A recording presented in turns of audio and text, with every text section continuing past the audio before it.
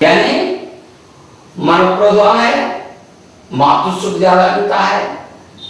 कल्पना सबसे बड़ी बात है पवित्रता, किसी के प्रति द्वेष की भावना नहीं रखते, सबको एक समान देखते। इसीलिए चंद्र ग्रह को दूसरे ग्रहों से शत्रुता होती नहीं है।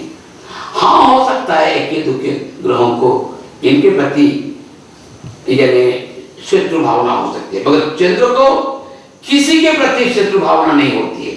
इसलिए उनको कहते हैं पवित्र मन वाले। मन ही इनका पवित्र होता है, पवित्र मन होता है, और ऊंचे आदर्श होते हैं, समुन्नत आदर्श होते हैं, हर किसी का भला चाहते हैं। कब? समतल में रहने से ऊंचे आदर्श होते हैं।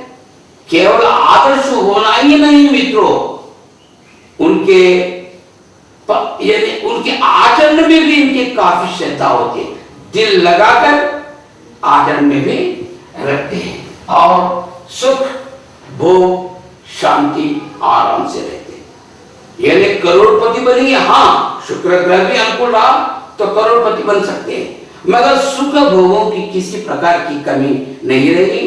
माता का सुख होगा, नौकर चाकर किसी वस्तु की कमी नहीं होगी, दूसरों के सामने हाथ पसारने की आवश्यकता नहीं होती है, और भोग भाग्य हर प्रकार के सुख संतोष मन सदा प्रसन्न नित्य प्रसन्न होते हैं, उनके मुख से ही पता चलता है। अब देखिए जरा ये उन्नत हो, उठा हो, उलट जाता है। ऐसे लोगों को मन विकल होता है, विकल मन वाले होते हैं, किसी के प्रति अच्छे भाव नहीं होते।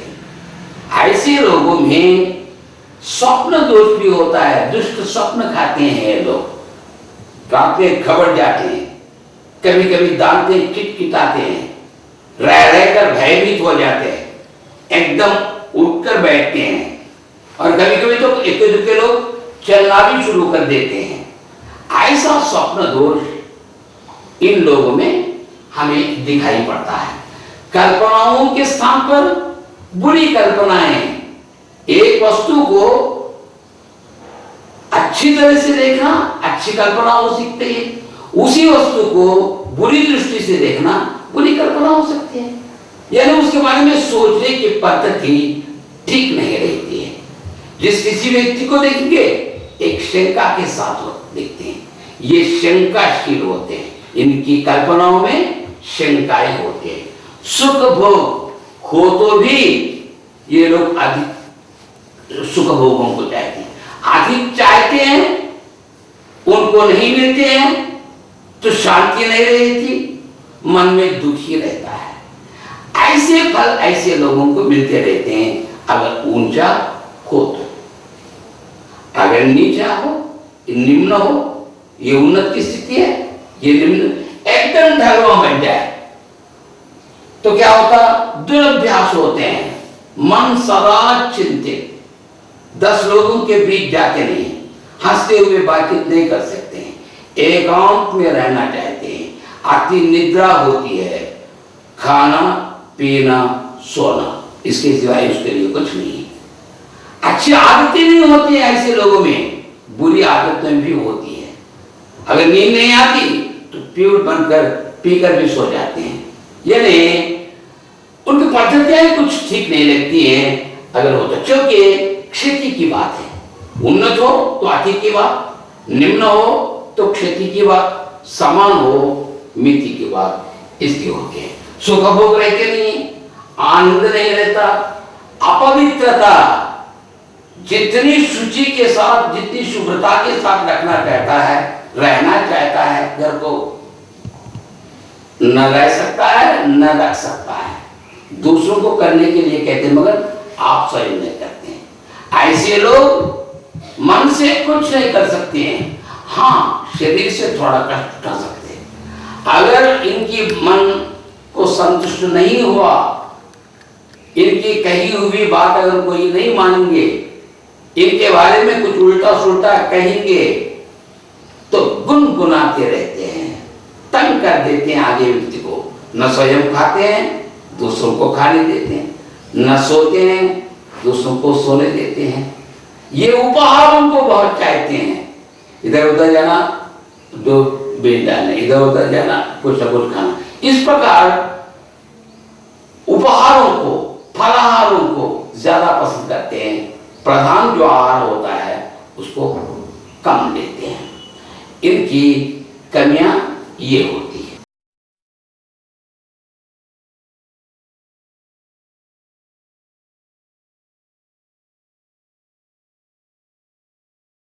अब देखिए कि हम शुक्र ग्रह की ओर, अगर इस ओर चंद्र रहता है तो इस ओर रहता है शुक्र, अर्थात जीवन रेखा से थोड़ी दूर जाने के बाद, थोड़ा सा स्थान छोड़ने के बाद, यहां से लेकर और नीचे का भाग यानी कंकण रेखाओं को तक, और हर किसी अंगुली के लिए मैंने तीनों पर्व बता दिए, मगर इसके लिए दो ही पर्व, ये तीसरी जो रेखा हमें दिखाई पड़ती है वो सीधा यहां से लेकर ही शुक्र ग्रह प्रारंभ होता है। इसका स्थान जरा बड़ा होता है। बड़े ग्रहों के स्थानों के बारे में बताऊंगा। बड़े बड़े ग्रह हैं, सबसे बड़ा ग्रह गुरु शुक्र, ये दो हैं, तो इसका स्थान बहुत बड़ा होता है, दिखाई पड़ता है हथेली में। तो इसके हाथ कैसे करेंगे हम? इसके यानी सरहद कैसे होते हैं? जीवन रेखा से थोड़ा नीचे आने के बाद वहां से लेकर कंकण रेखाओं तक, अंगूठे के दूसरे संधि रेखा से लेकर जीवन रेखा तक, ये पूरा स्थान शुक्र का स्थान है। ये स्थान लगभग गुरु स्थान जितना ऊंचा होता है उतना ऊंचा होता है,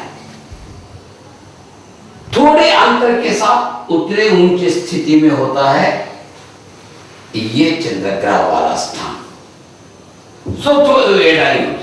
यूं देखने से ही पता चलता है कि ये शुक्र स्थान जरा ऊंचा, नीचे देखिए हर किसी व्यक्ति को थोड़ा बड़ा रहता है,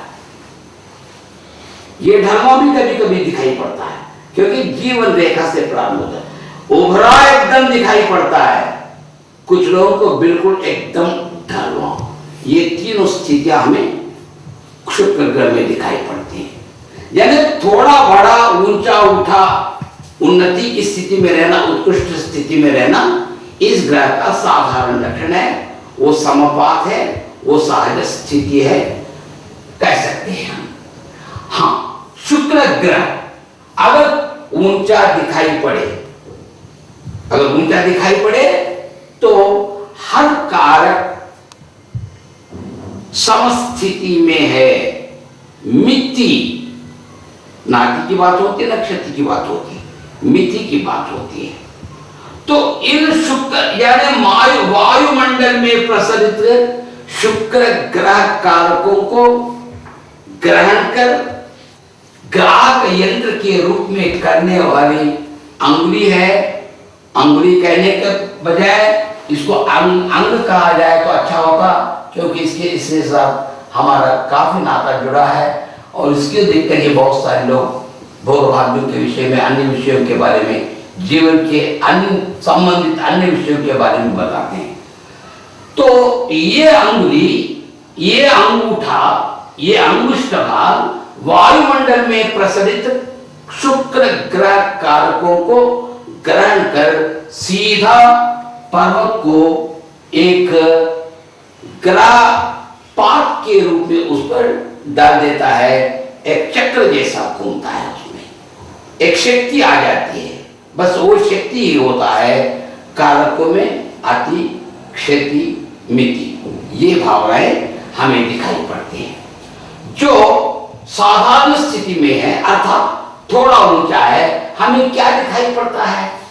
सबसे पहले इनके भोग भाग्य बहुत होते हैं।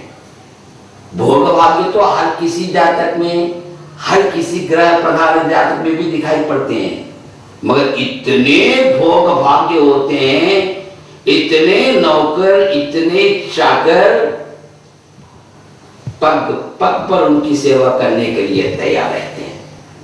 एक घर दो घर नहीं, कभी कभी गणना तक नहीं कर सकते हैं इनके कितने घर हैं।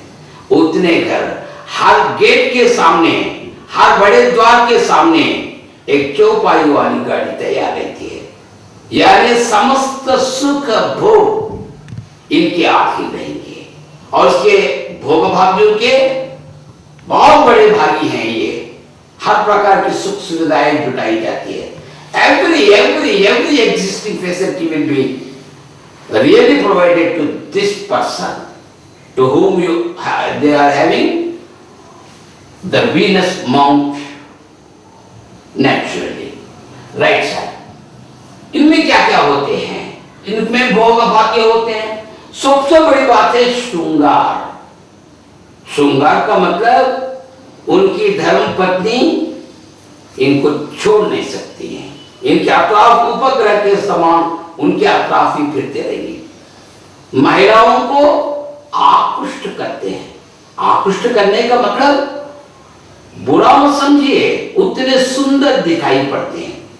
इनकी रूप रेखाएं चलने में, सुकुमारता में, श्रृंगारता में, आंखों में इतनी झलक होती है कि एकदम आकृष्ट करते हैं। एक बार नहीं, दो बार नहीं, बार बार आंख उठाकर देखने की इच्छा होती है कि यह व्यक्ति कितना सुंदर है। ऐसे व्यक्तियों में गुरु ग्रह प्रधान व्यक्ति एक, शुक्र ग्रह प्रधान व्यक्ति एक, उसके बाद चंद्र ग्रह प्रधान व्यक्ति। इन व्यक्तियों को एक के बाद दूसरे बार नहीं, बार बार आंख उठाकर देखने की, वाह कितने फुर्सत से इनकी मूर्ति बनाई गई है, कितने सुंदर दिखाई पड़ते हैं, कितने आकृष्ट व्यक्ति हैं, इस प्रकार की भावना आ जाती है। ठीक है, उसमें श्रृंगार बहुत रहता है। इसलिए दाम्पत्य सुख, पत्नी के साथ काफी सुख भोगों को भी ये प्राप्त करता है। तो इसलिए कहते हैं श्रृंगार, दाम्पत्य सुख। और उनकी संतान कैसी होती है? सुंदर संतान, यानी उनका जीवन ही सुंदरता। मानो केवल पुरुष ही नहीं, महिलाएं भी मानो चंद्रिका में स्नान कराई। रूपरेखा में उसका रंग क्या बताया जाए? चंद्रमा में, चांदनी में नहाने से जो सुंदरता रहती है उसका वर्णन नहीं कर सकते, उस चित्र को खींचना भी नहीं खींच सकते। ऐसे तो प्रसाद नहीं कहता है, देखे ना, चंद्रमंडल जैसा मुख है, घूंघट के भीतर आंचल में दीप छिपाए चल रही है, मानो चंद्रिका में स्नान कराई। यानी वो उस चित्र का कोई चित्रकार वैसा चित्र बनाने में बहुत काफी कठिनाइयों को सामना करना पड़ता है, तो उतने सुंदर दिखाई पड़ते हैं। यानी भोग भाग्य रहते हैं, श्रृंगारवान होता है, दाम्पत्य सुख होता है, संतान भी अच्छी होती है,